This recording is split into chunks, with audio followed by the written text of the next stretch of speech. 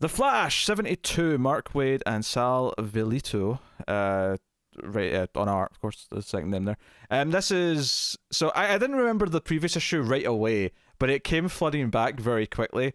That Wally was protecting the slime ball who shared a cell with the new Doctor Alchemy, and all that stuff, and the fact that he had to get to the train to like stop Linda from moving to Midway City. I think she was going to with the new job. Yeah, she's got a new job. But she'd said to Wally, "Hey, if you come, if you make a case for me to stay, I'll stay." Like, but they've not solidified the relationship. They're in a very sort of limbo, as she puts it later on, where they are. And it's funny because this issue started, and I was kind of like thinking, "Oh, this is not bad. It's kind of fun, but it's nothing special." As it was going, I was kind of getting into it a little bit more. I'm like, you know what? A lot of this action later on is a lot of fun. Alchemy coming after them when he's sort of trying to protect the sleazeball. And particularly when it's okay, they get away from him for like a minute, and he tries to interrogate the Saul Goodman character, as I called him last time, and they have this moment, but then very quickly Dr. Alchemy shows up, and I liked how it played with Alchemy's powers in that everything in their environment suddenly became dangerous because we're in this case like a multi-story car park, and it's like, oh shit, all these cars are suddenly just bombs, and it's like, okay, it became about running out there quick enough as Alchemy's doing all these things. Later on, when he's running up the building and he's turning the rain to acid, I thought it was fun the way it used the power set. Yeah, I think conceptually it was really good. I think my biggest problem with a lot of the action pieces is I think the best art in the book is right near the start. It's that first page where he's running, talking about hating the rain. I think that, Flash looks fantastic there. I love the idea of he's just slightly breaking out the panels. He's just too fast for the panels. I think it's a great effect. Not by a lot, but just peeking through them a couple of times. And I don't think any of the action sequences match the I'm going to try and say that. I don't think any of it matches the flow and the depth of that page. Will you go for dynamics? What were you trying to say? No. I'm not going to try it because it's just not going to come. So I don't know what you're trying to say, so I'm annoyed. What are you trying to say? What, I know? No, I'm not doing this. I'm not falling for this trap. But I genuinely don't know what you're trying to say. I want to know.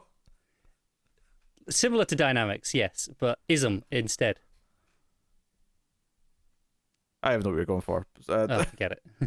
Whatever.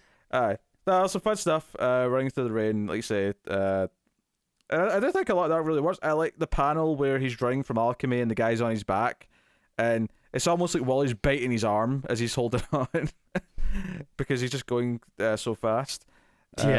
All that. It telegraphs this little twist, which is that the secret little microchip that Alchemy wants is in the watch that the sleazy guy gave back. Sorry, I said Barry, Freudian. Gave Wally last issue, so he's actually wearing it around his wrist, and it becomes a thing where it makes him late for Linda because it's a little bit too slow. Because of the microchip, it's affecting the circuitry in the watch. Yeah, I mean, it could just. I know that detail's in there. I don't think it really matters that much ultimately. The watch could have just been slow, and the plot would have worked just the same. It could have been, but I like the idea here that the thing's actually causing some sort, it's got an electromagnetic field that's affecting the things. It's a hint that ties into what the plot's doing with whatever else. But I actually really like the final sequence, which is, of course, I'm thinking, well, you're fast enough to run up to the train. It's even if the train, in most cases, when you're trying to meet your loved one at the train station before it pulls away, that the old movie cliche. In most cases, if you don't get there by the time the train takes off, that's you're done.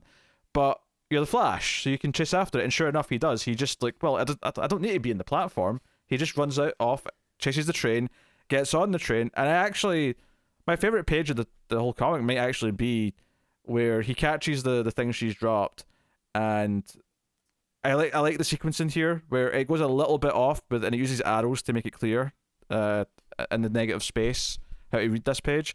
And it's just they have this moment where they're staring at each other. There's a little bit of dialogue, and then he kisses her, and it's all just kind of said with a kiss. And I actually really like the page before as well with the sequencing where it's the thing that's falling, and you cut with him running and trying to catch up with the train and getting onto it, and all the while is just following this thing fall, and it gives you this sense of just how quick it's going because we all know how fast something just falls to the ground like this. No, I like this as well. You're right. This is a good build up to that page, which makes it all work. Because this is just all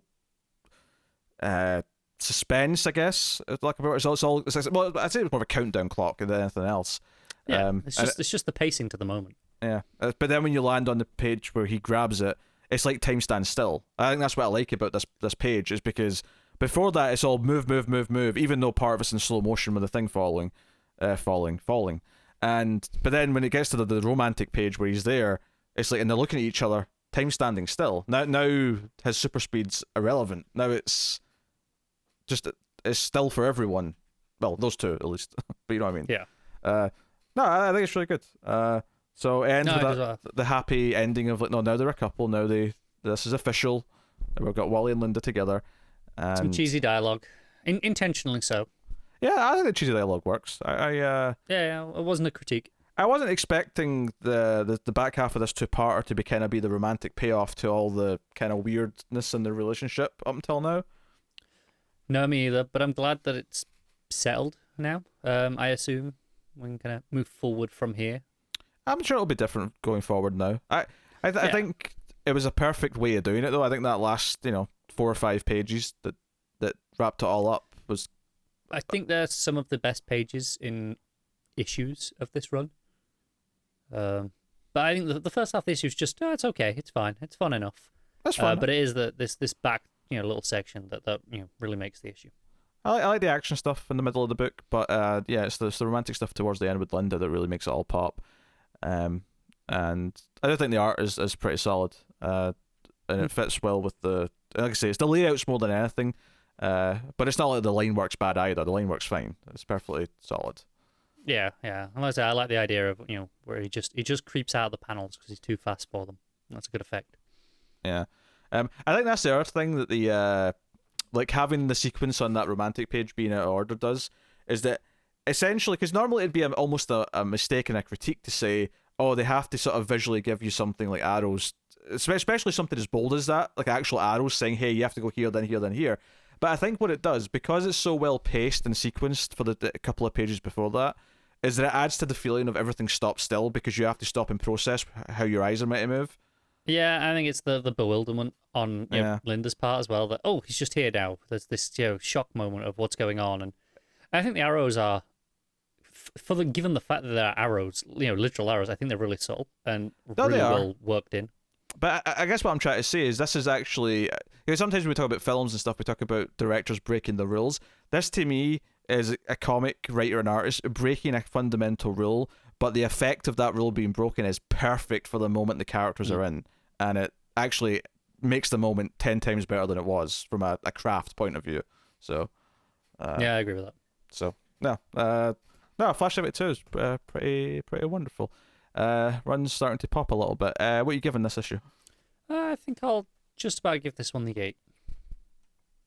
I'll give it 8.5. I'm happy to give this one a strong score.